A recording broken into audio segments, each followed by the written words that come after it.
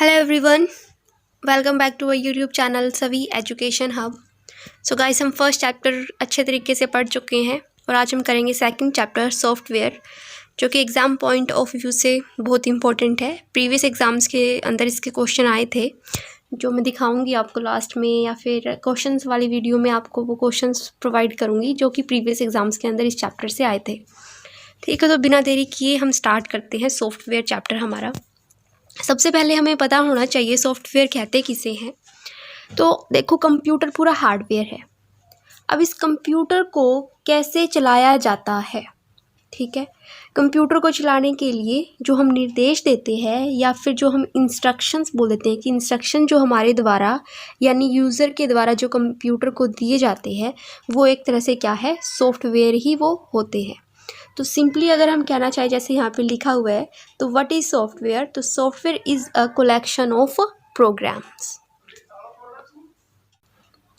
सो 11th NCERT के अंदर ये सॉफ्टवेयर के 3 टाइप दिए हुए हैं: system software, application software and utility software. तो एक एक करके अब हम पढ़ते हैं कि ये होते क्या है।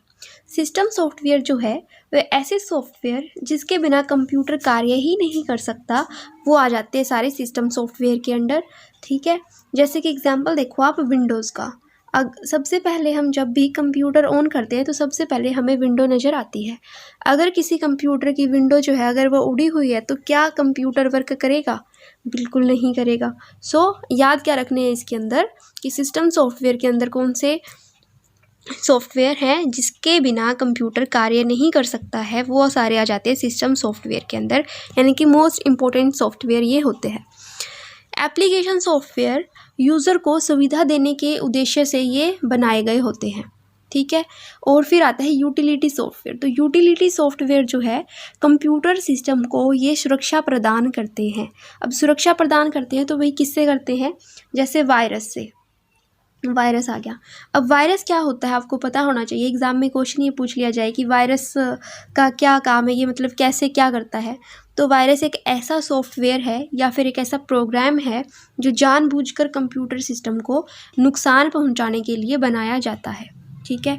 अब इस वायरस की फुल फॉर्म भी इम्पोर्टेंट है, पूछी जा सकती है। तो क्या होती है ये? Vital information resources under seize.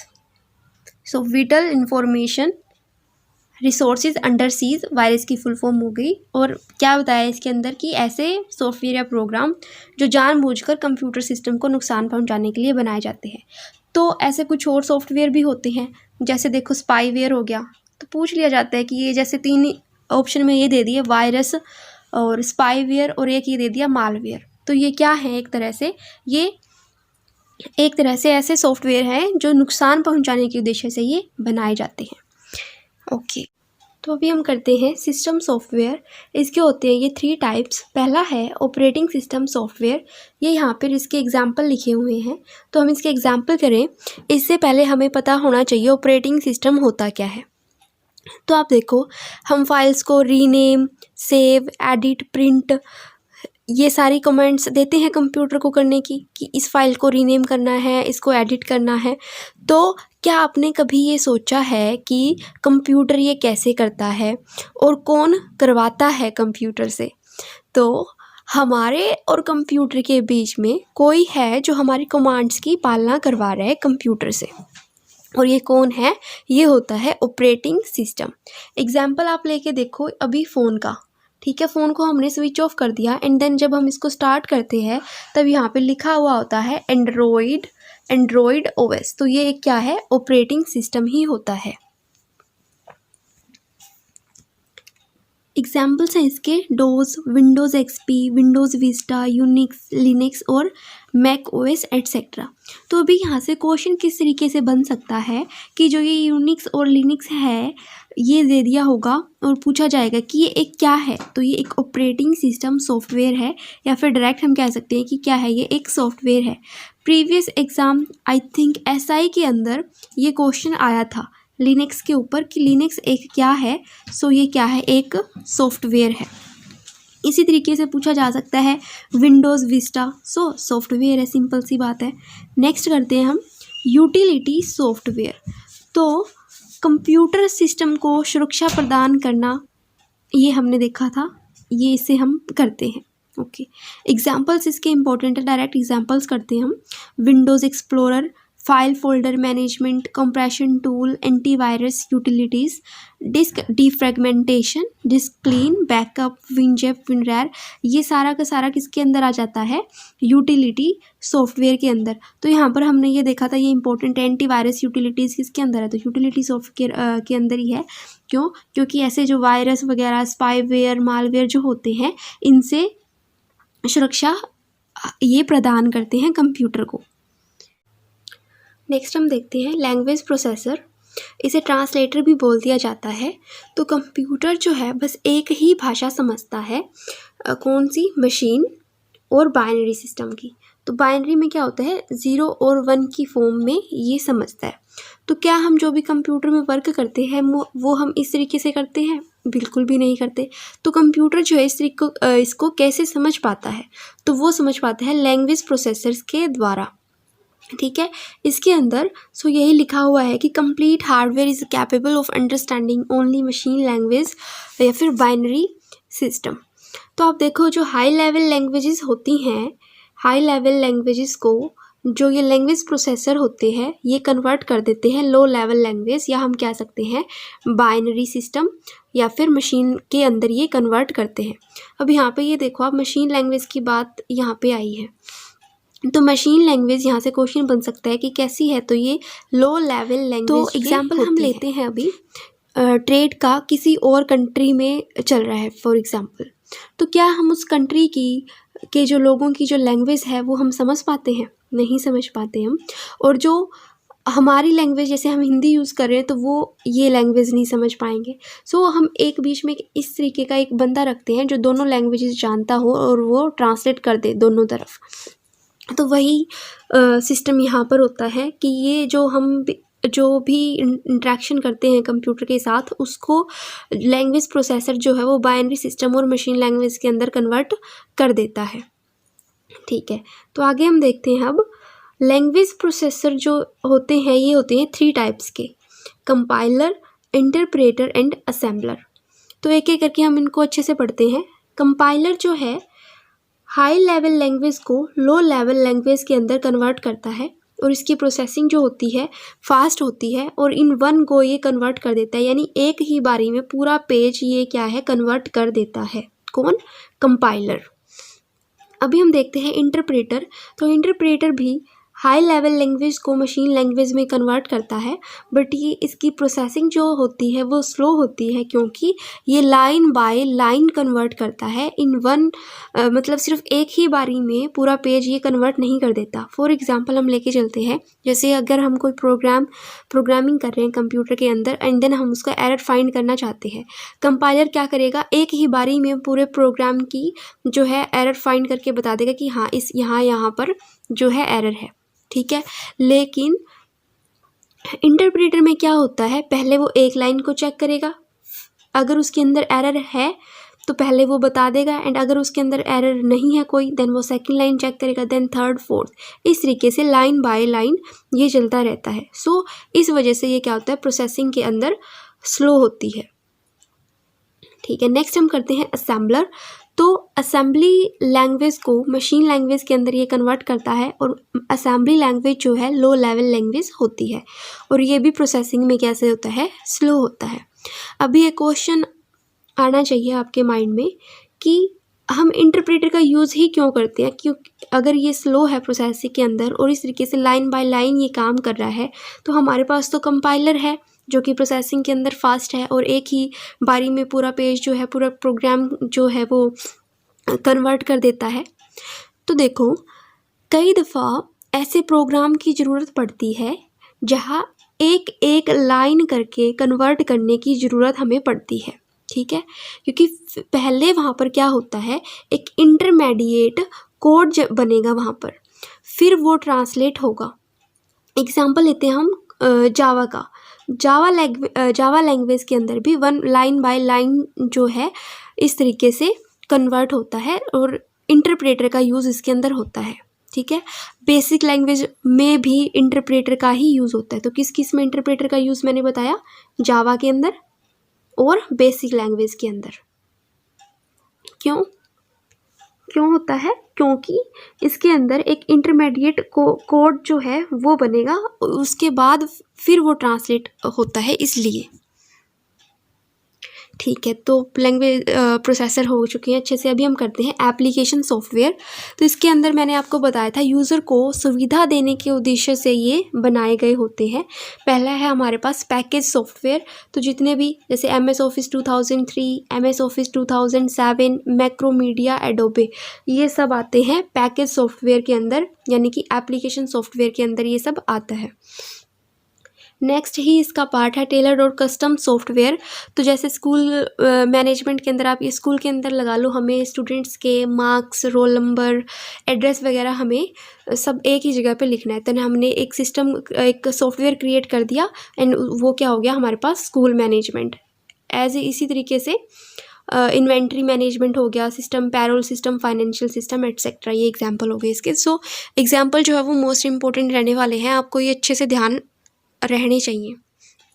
ठीक है, ऑपरेटिंग सिस्टम, वैसे तो हमने पढ़ लिया था ऑपरेटिंग सिस्टम सॉफ्टवेयर, हमने पढ़ा था सिस्टम सॉफ्टवेयर के अंदर ही पढ़ा था, बट ऑपरेटिंग सिस्टम अलग से एक बहुत ही इम्पोर्टेंट पार्ट है ये। तो अच्छे से हमें इसके फंक्शंस वगैरह, टाइप्स वगैरह हमने इसके पढ़ने हैं।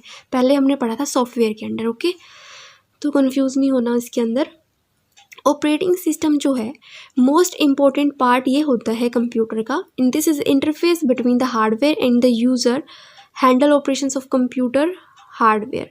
तो देखो, जो ऑपरेटिंग सिस्टम है हार्डवेयर और यूज़र के बीच का एक तरह से एक इंटरफेस ही है, और ये क्या करता है, कंप्यूटर हार्डवेयर के सारे ऑपरेशन जो हैं वो हैंडल करता है ऑपरेटिंग सिस्टम। क्या क्या काम हैं ऑपरेटिंग सिस्टम के, processor management, memory management, file management और डिवाइस मैनेजमेंट। तो ये सब ये मैनेज करता है ऑपरेटिंग सिस्टम। 5 टाइप्स का है। पहला है रियल टाइम ऑपरेटिंग सिस्टम, इसको मल्टीटास्किंग ऑपरेटिंग सिस्टम भी बोल दिया जाता है। और एग्जांपल इसके मोस्ट इम्पोर्टेंट है, जैसे control of nuclear power plants, oil refining, chemical processing and traffic control system के अंदर जो यूज़ होता है वो कौन सा ऑपरेटिंग सिस्टम यूज़ होता है, रियल टाइम ऑपरेटिंग सिस्टम का यूज़ किया जाता है। फिर है single user system. Single user system जो है एक टाइम में एक ही यूज़र इसमें होता है, जैसे कि डोज की फुल फॉर्म भी पूछी जा सकती है, डिस्क ऑपरेटिंग सिस्टम। नेक्स्ट इसका थर्ड पार्ट देखो, मल्टी यूज़र सिस्टम। तो another term for multi user is sharing, एक तरह से हम कह सकते हैं कि शेयरिंग करना इसमें मल्टी यूज़र सिस्टम के अंदर। एन एग्जांपल हो जाएगा इसका, जितने भी मेन फ्रेम कंप्यूटर है सारे के सारे क्या है, ये मल्टी यूज़र होते हैं, और इसका एग्जांपल हो जाएगा यूनिक्स। फिर है multitasking and single tasking operating system. When a single program is allowed to run at a time, the system is grouped under the single tasking system category. इसमें क्या है, सिंगल यूज़र सिस्टम के अंदर हमने क्या पढ़ा था कि only one user at a time, ये हमने इसमें पढ़ा था सिंगल यूज़र सिस्टम के अंदर।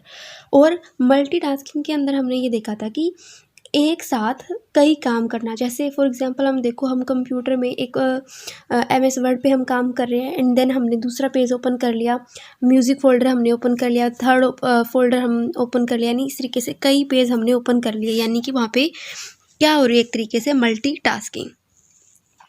फिर distributed operating system, a group of independent computers and makes them appear to be single computer. तो एक तरह से देखो, हमने यहाँ पे देख लीजिए, यहाँ पे 4 कंप्यूटर हैं, ठीक है, और ये सारे के सारे एक तरीके से ऑपरेट हो रहे हैं एक सिंगल कंप्यूटर के द्वारा, यानी हम वर्क सिर्फ इसी पे कर रहे हैं एंड सब में वो हो रहा है। तो इस तरीके को हम कह देते हैं डिस्ट्रीब्यूटेड ऑपरेटिंग सिस्टम। अब कुछ कॉमनली यूज्ड ऑपरेटिंग सिस्टम है, तो ये सब मोस्ट इंपॉर्टेंट है, ये आपको अच्छे से होने चाहिए। सबसे पहला है यूनिक्स ऑपरेटिंग सिस्टम है, ये भी क्या है, मल्टी यूज़र है और मल्टी टास्किंग है। इन्वेंट कब हुआ था, 1970 के अंदर, बेल लैब्स। और यूनिक्स भी क्या है, एक ऑपरेटिंग सिस्टम है। नेक्स्ट हम देखते हैं विंडोज़। तो विंडोज़ भी क्या है, ऑपरेटिंग सिस्टम ही है, ठीक है। विंडोज़ मोस्ट इम्पॉर्टेंट है, थोड़ा हम इसको डीपली पढ़ेंगे अच्छे से, एक एक पॉइंट क्लियर करते हुए। तो सबसे पहले देखो, माइक्रोसॉफ्ट विंडोज़ इसको हम बोल देते हैं marketed and sold by Microsoft, and the most recent mobile version जो है विंडोज़ का वो कौन सा है, 7.5। और क्या है इसके अंदर, अब इसके अंदर ना थोड़ी एक्सप्लेनेशन मैं आपको बताती हूँ, इंपॉर्टेंट है ये, साथ के साथ आप नोट करते जाना, वो इसके अंदर नहीं लिखी हुई है, ठीक है। तो मैं आपको ये बताती हूँ। सबसे पहले तो देखो, MS विंडोज़ हमने पढ़ा, MS विंडोज़ यानी कि माइक्रोसॉफ्ट विंडोज़। तो सबसे पहले ये क्या है, एक कंपनी का नेम है माइक्रोसॉफ्ट विंडोज़। तो घोषणा हुई थी इसकी विंडोज़ की, यानी कि मैं डेवलप होने की बात नहीं कर रही हूँ, सिर्फ घोषणा की बात कर रहे हैं। तो सबसे पहले 1983 में इसकी सर्वप्रथम घोषणा की गई थी, किसकी, विंडोज़, माइक्रोसॉफ्ट विंडोज़ की। बट इससे पहले ये डेवलप हुआ था बाद में, यानी कि सफलता जब इनको मिली थी 1985 में, आई थिंक, वो मैं अभी आगे बताती हूँ आपको। तो सबसे पहले आप ये देखो, विंडोज़ से पहले यानी 1983 में इनकी घोषणा होगी, लेकिन इसके बीच में विंडोज़ से पहले जो वर्क में था, जो ऑपरेटिंग सिस्टम कौन सा यूज़ हो रहा था, तो वो था MS DOS, यानी कि MS से हो गया माइक्रोसॉफ्ट, D से है यहाँ पे डिस्क, और OS का मतलब है ऑपरेटिंग सिस्टम, यानी कि माइक्रोसॉफ्ट डिस्क ऑपरेटिंग सिस्टम जो था वो यूज़ में था। और इसमें जो था TUI यूज़, इस तरीके से हम वर्क करते थे हम। TUI का मतलब यहाँ पे है टेक्स्ट यूज़र इंटरफेस। अब देखो, यूज़र इंटरफेस, UI तो ये है ही, क्योंकि ये एक ऑपरेटिंग सिस्टम है। तो एक तो था TUI और एक हम बोल देते हैं CUI, यानी कि करैक्टर यूज़र इंटरफेस। अब देखो, टेक्स्ट यूज़र इंटरफेस या फिर करैक्टर यूज़र इंटरफेस क्यों है ये, क्योंकि तब तक माउस जो है वो इन्वेंट नहीं हुआ था, माउस का यूज़ नहीं हो रहा था, क्योंकि जो भी हमें एंट्री देनी होती थी तो वो हम कीबोर्ड के द्वारा ही देते थे, और वो कैसे दी जा सकती है, टेक्स्ट के द्वारा या करैक्टर्स के द्वारा हम देते थे। इसीलिए ये TUI और ये जो CUI मैंने बताया था वो था, ठीक है। अभी आप देखो, 1985 के अंदर फर्स्ट वर्ज़न आया था विंडोज़, माइक्रोसॉफ्ट विंडोज़ का फर्स्ट वर्ज़न, कब, 1985 में।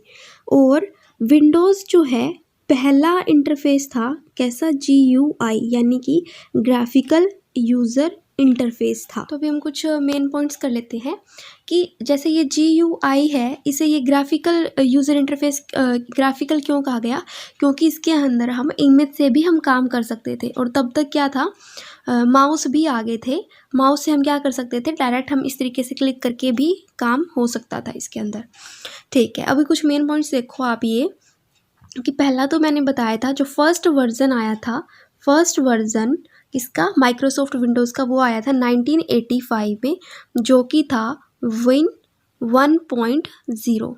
अब इस वर्ज़न के अंदर जो इनको सफलता नहीं मिली थी, ठीक है, 1985 में सफलता नहीं मिली थी, उसके बाद इसके 10 साल बाद 1995 में विन 95 ये जो है ऑपरेटिंग सिस्टम ये आया था, और इसमें ये पूरी तरीके से ये सफल था। उसके बाद कई operating system as a Windows ये आए थे, तो कौन कौन से थे ये भी इंपॉर्टेंट है, मैं ये सारे यहाँ पे लिख देती हूँ, आप ये नोट डाउन कर लेना।